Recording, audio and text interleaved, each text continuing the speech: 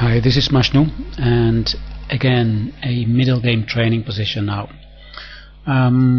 This time it's again played by Anatoly Karpov with white against Lajos Portish in Tilburg 1982. I'm going to show you what happened just before this.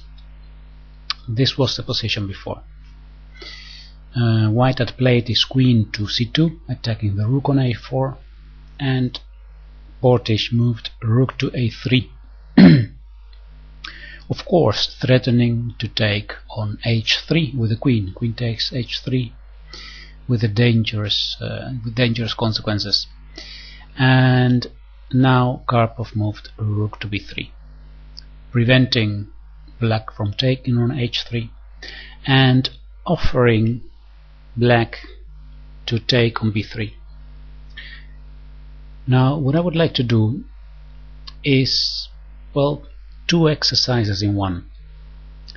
The first question that I want to ask you is, imagine you playing black here. Would you trade the rook takes b3, or would you bring the rook to the first rank, rook to a1? Pause the video if you like and make a decision about this choice for black. Rook takes b3 or rook to a1. I'll continue the game in a few moments. Okay, so in the game Lajos Portish played the move rook to a1.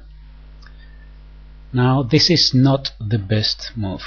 It would have been better to take on b3. So if you chose to take on b3, congratulations. You played a better move than Grandmaster Lajos Portish did in reality. Before I explain you why rook takes b3 is a better move than rook to a1, let's go to the second exercise, and that's this position. What would you do here after rook to a1? You are playing white now. It's white to move. Pause the video, have a good look at the position, and tell me how would you react here. I'll continue the explanation in a few moments. Okay, so this rook to a1 played by Portish is a big mistake.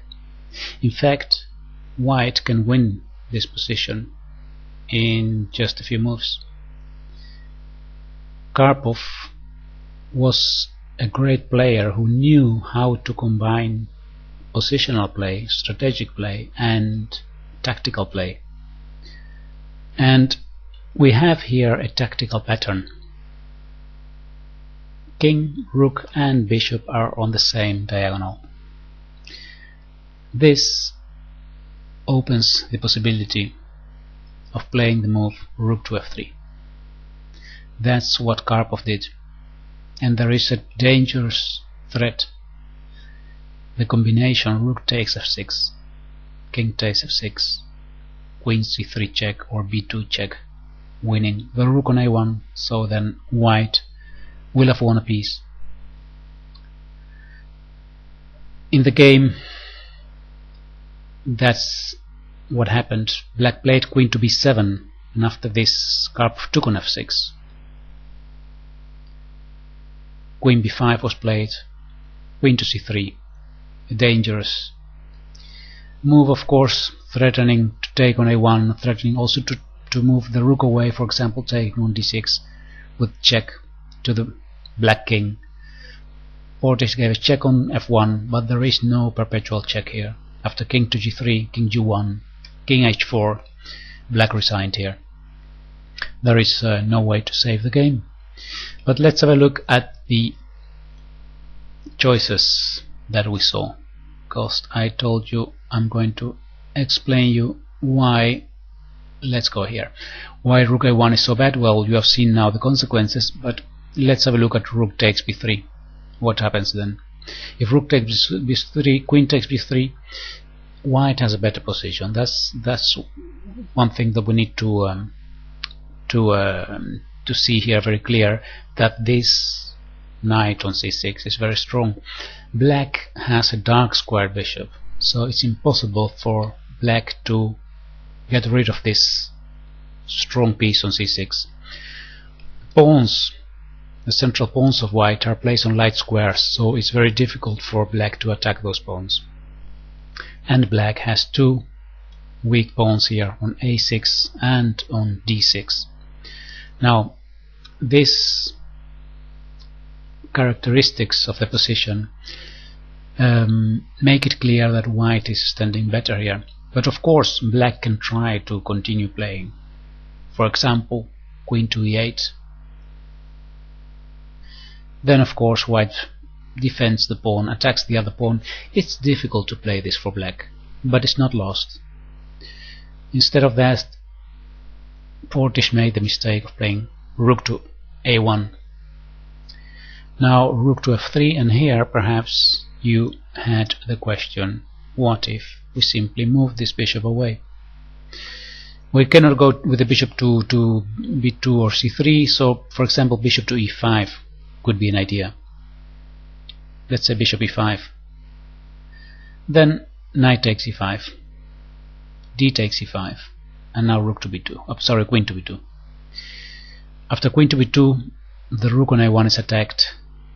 He must move away, for example to e1, but then queen takes e5 check is very, very dangerous for black, not only because he loses the central pawn, but above all because after king to g8 we start with white an attack against the black king by playing a rook to b3, threatening a rook to b8 check, and checkmate on h8.